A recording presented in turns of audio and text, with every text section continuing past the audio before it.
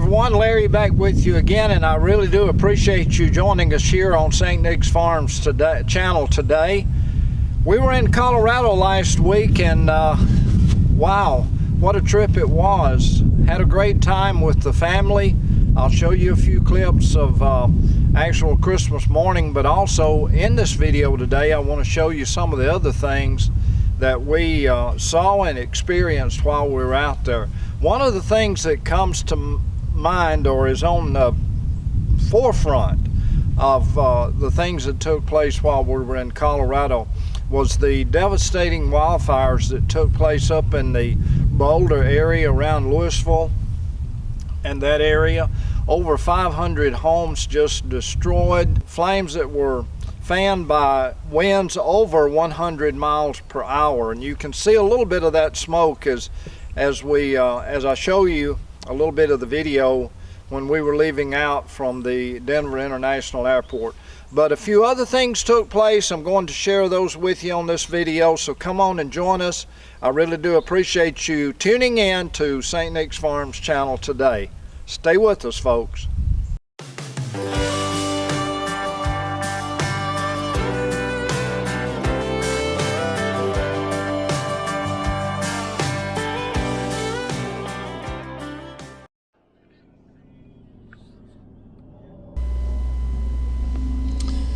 One of the first things that I want to show you on the trip here, and this has to do with the wildfires.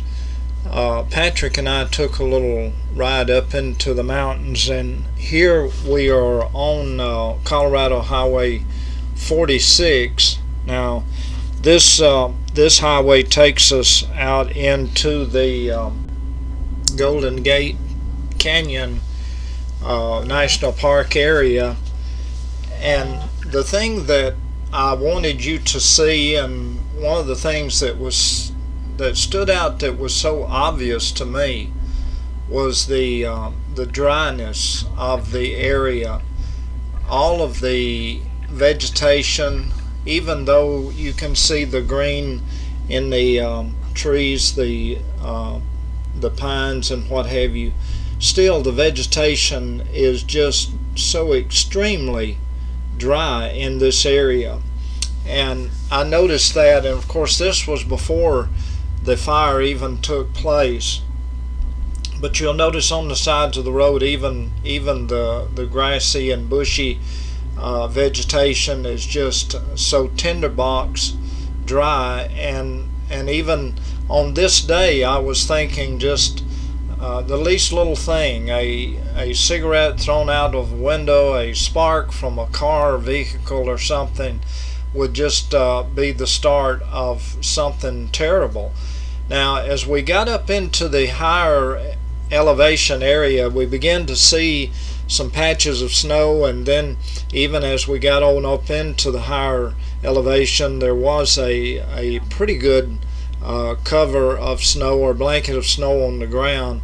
But even the amount of snow that we see here would not have been enough to have prevented a fire from taking place, because you can see on the sides of the road many areas that are bare, and the vegetation was just so extremely dry. And just this was a tinderbox for a fire to begin.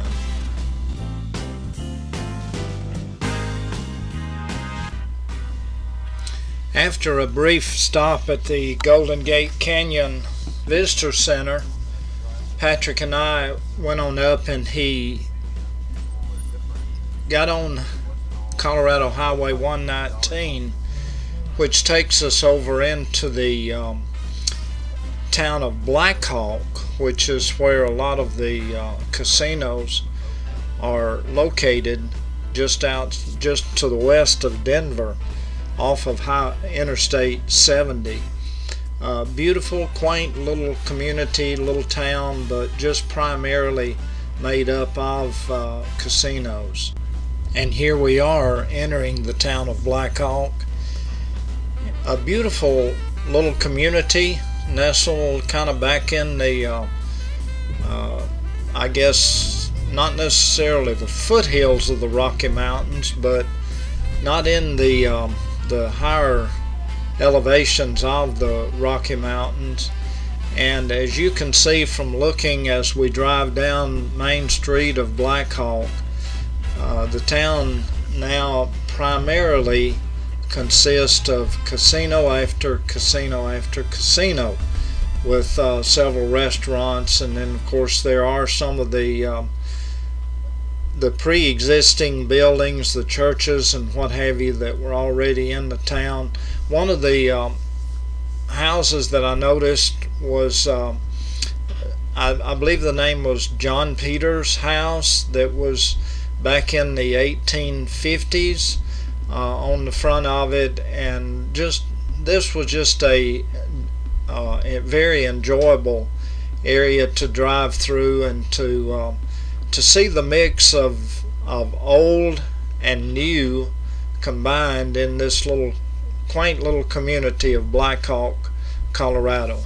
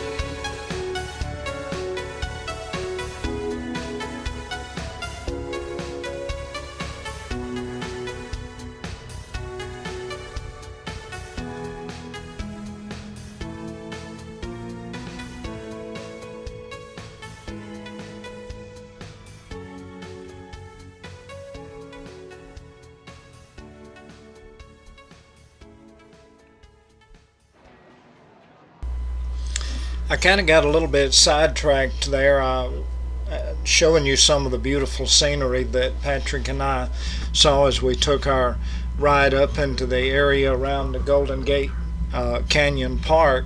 And by the way, this park area is only about 15 to 20 miles as a crow flies from where the Boulder Fires took place, from where obviously, from what we can understand, some type of a shed caught on fire and started this massive wildfire that destroyed so many homes and businesses. And speaking of businesses being destroyed, our daughter-in-law Lori works up in the Boulder area, and you can see from the little blue circular dot where her office is located, and also notice that directly across the street from her office, the entire neighborhood is just in a solid blaze and was destroyed. So we're so thankful that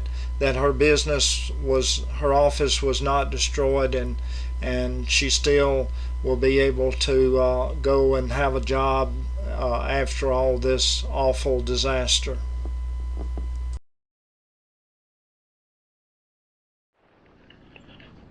We run into a little bit of an issue with the garage that we were renting. There was some confusion on the part of the person who surrendered the garage on which unit that it was that she was surrendering.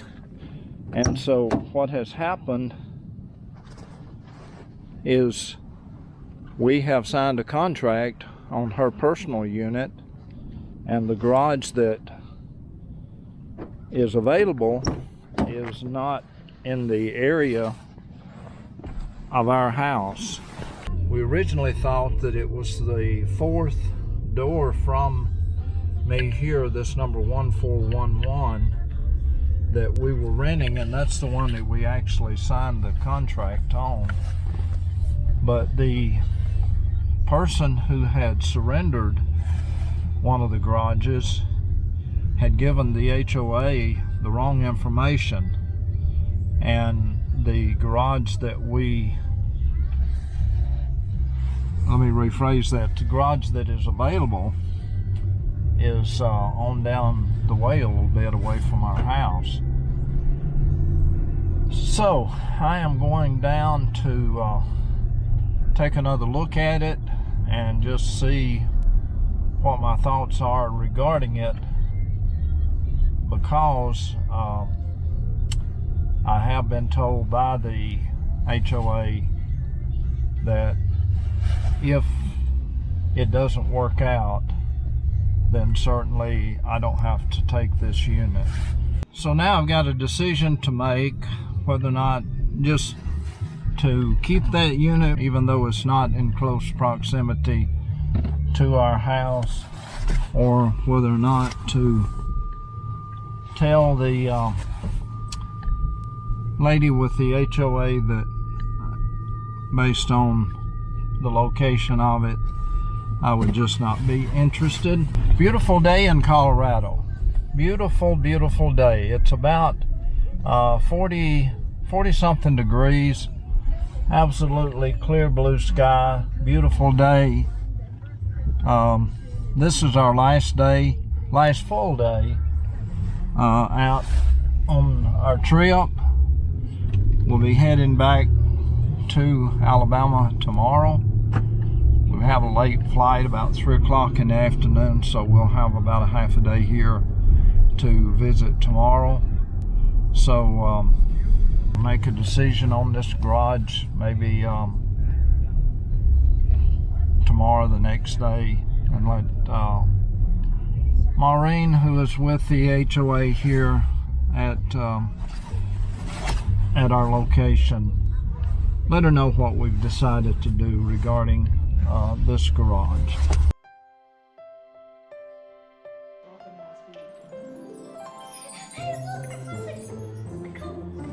Is there more for us? She's good. Make sure to put them back into your van and these things at the hospital. Or you can put them in that dish bag.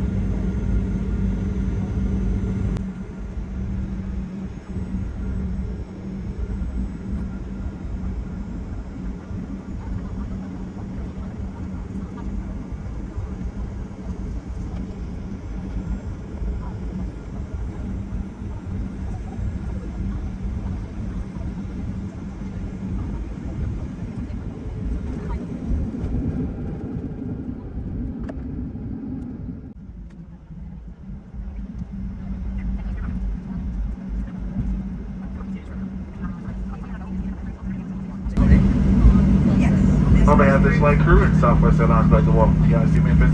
Please remain seated with the seatbelt security belts and seatback tray table in the four-point lounge position. And all those carrying items are released still in that seat in front of you. Once the captain pulls into the gate and turns off the fasten seatbelt sign, that is showing indication that it's safe to go ahead and stand up. Please use caution when opening the overhead bins. That is make sure that it could fall out. You guys are making a connection here. Please go out, check the TV monitors for your flight information. This is home. Welcome home. Dr. 11. Drive safe. Come back to see us again. Does anyone else continuing on to Atlanta? This is your flight. With you, please remain seated and let all the local passengers deplane. Once everyone is off the aircraft, we will come and get an accurate third count, and then once we get that count, we will let you know when you can stand up, stretch, and change your seats. But as of right now, just please remain seated and let all the local passengers deplane. Double check your surroundings. Please double check that seatbelt pocket. Once you guys step off, you are not allowed to step back on this aircraft. Certainly been a pleasure serving you guys this evening. We know you got many choices on your flight. We thank each and every one of you for choosing Southwest Airlines. Thank you and welcome to